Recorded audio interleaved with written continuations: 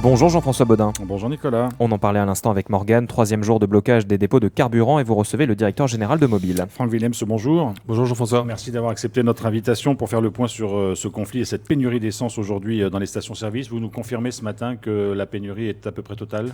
La pénurie est effectivement pratiquement généralisée dans toutes les stations-service de Nouméa, tout autour de la Grande Terre.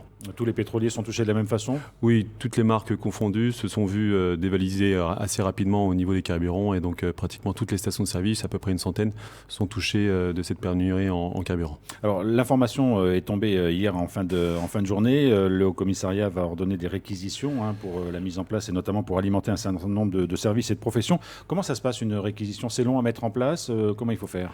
Alors tout d'abord sur ce service de réquisition, donc il y a effectivement une liste de stations-service qui a été travaillée hier.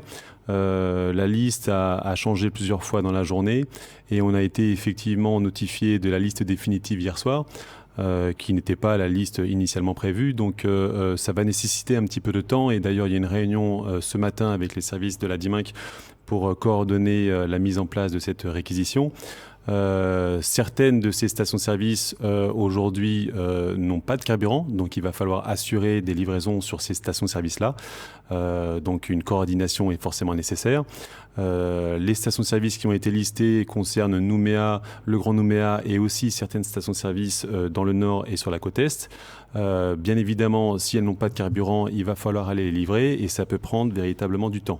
Ce service de réquisition, malgré tout, il est assez compliqué pour les pétroliers à gérer parce que bien évidemment, notre but à nous, c'est d'aider la population et d'assurer les services minimums et les services prioritaires.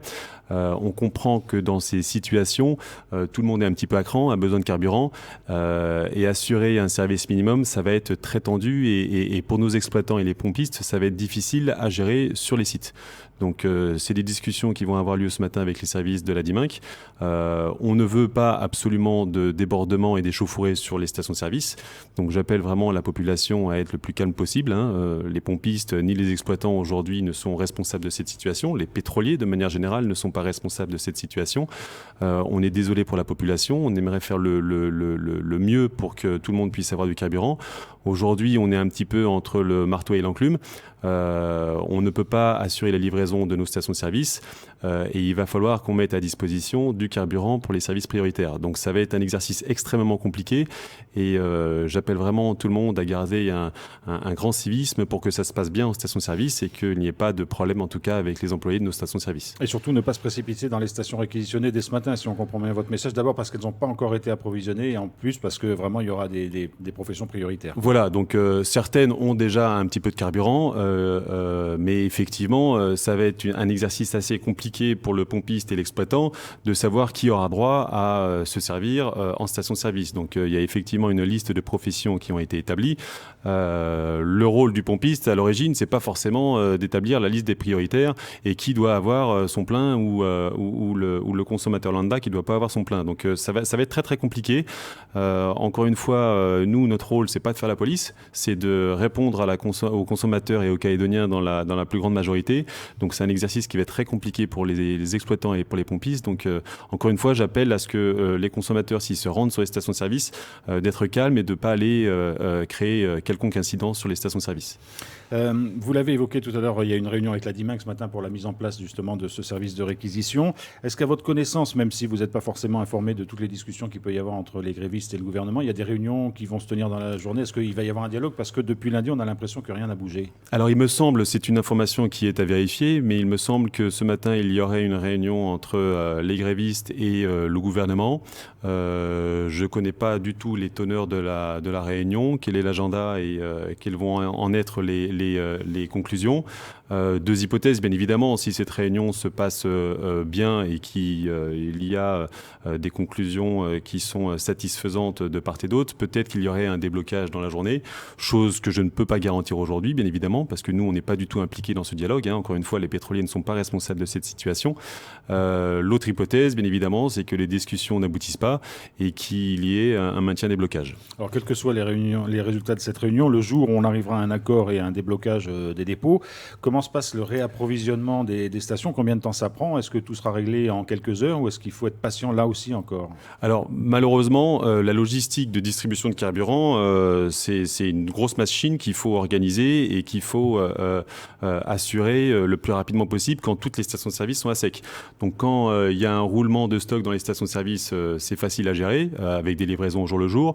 Là, on part vraiment d'un état zéro, entre guillemets. Il faut tout livrer le plus vite possible parce que tout est à sec. Donc généralement, on va se concentrer sur des livraisons sur les stations-service dites névralgiques qui ont les plus fortes consommations, sur Nouméa, Grand Nouméa et également en brousse. Malgré tout, Nouméa, Grand Nouméa, dans l'espace de 24 heures, ça peut être résolu. Les stations-service qui sont relativement isolées dans l'extrême nord ou sous la côte est, des fois, c'est des livraisons qui peuvent mobiliser un camion 2 ou 3 jours. Donc, quand on mobilise un camion 2 ou 3 jours, bien évidemment, c'est aux dépens d'autres livraisons qui peuvent se passer sur Nouméa, Grand Nouméa. Mais si tout est débloqué aujourd'hui, bon, après, il faut effectivement s'assurer que les accès sont libres, hein, avec toutes les fortes pluies qu'on a eues depuis le début de la semaine. Peut-être qu'il y a encore des radiers. Le transport. Oui. Exactement. Donc, ça peut compliquer encore certaines livraisons sur certaines stations-service de la Nouvelle-Calédonie. Mais sinon, en 1 ou 2 journées, tout Nouméa, Grand Nouméa devrait être ravitaillé et l'extrême nord sous 3 jours. Il y a des réserves suffisantes aujourd'hui pour réapprovisionner toutes les stations? Oui, bien sûr. Au niveau du stock et du dépôt de carburant, vu qu'il n'y a pas eu de consommation, j'ai envie de dire qu'on est même en surstock. Et avec des pétroliers qui arrivent d'ici la fin du mois, début de l'année prochaine, il est nécessaire aussi de tirer pour avoir le creux nécessaire pour décharger des pétroliers. Donc au niveau du stock de réserve, c'est pas du tout un souci et on pourra assurer sans problème les livraisons. Est-ce que ce mouvement a aussi des conséquences sur les stations-service, sur leur chiffre d'affaires, sur le personnel? Parce qu'on imagine qu'un certain nombre de pompistes n'ont plus beaucoup de travail aujourd'hui. Bien évidemment. Alors effectivement, on pense beaucoup à eux, on pense aussi beaucoup aux exploitants, hein. Une station-service, les ventes de carburant, c'est entre 40 et 60% de leur chiffre d'affaires. Donc le mois de décembre, de manière générale, c'est aussi le plus gros mois de l'année, hein, avec l'effervescence des vacances scolaires, les fêtes de Noël, etc. Donc les gens qui partent en vacances, tout ça, ça fait beaucoup de mouvements et donc beaucoup de consommation. Donc c'est un manque à gagner énorme pour les exploitants. Pour le personnel de station-service, c'est aussi une situation difficile parce que quand il n'y a personne sur la piste, il n'y a plus vraiment beaucoup de travail pour les pompistes. Donc nos exploitants essayent de les occuper tant bien que mal.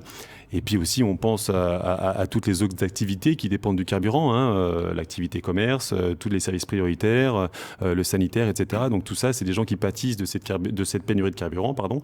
Et on aimerait que cette situation revienne à la normale le plus vite possible. Alors la cause de cette situation, Franck Willem, c'est évidemment le prix de l'essence, hein. On sait qu'il a flambé sur les cours mondiaux depuis le début de la guerre en Ukraine qui a perturbé le marché énergétique. Aujourd'hui, plus largement évidemment que ce conflit en Calédonie, où est-ce qu'on en est sur le cours mondial de l'essence? Est-ce que les choses s'améliorent? Est-ce qu'on va plutôt vers une baisse ou est-ce qu'on est encore sur des prix très très élevés et sur un marché très bouleversé? On est toujours sur un marché très fluctuant, relativement élevé en moyenne. Normalement, on devrait constater une baisse sur le mois prochain des prix à la pompe en Nouvelle-Calédonie, qui n'est ni plus ni moins qu'une répercussion des cours à la hausse et à la baisse des marchés mondiaux. Il est bien évidemment très difficile de faire des projections sur l'année prochaine. Les signaux qu'on reçoit aujourd'hui ne nous indiquent pas qu'il y aura une baisse pérenne dans les mois à venir. Donc c'est un marché qui est devenu extrêmement volatile, avec beaucoup de mouvements, bien évidemment, à cause des tensions géopolitiques qu'il y a entre l'Ukraine et la Russie. Et aujourd'hui, il est très très difficile de faire des projections sur le prix à la pompe.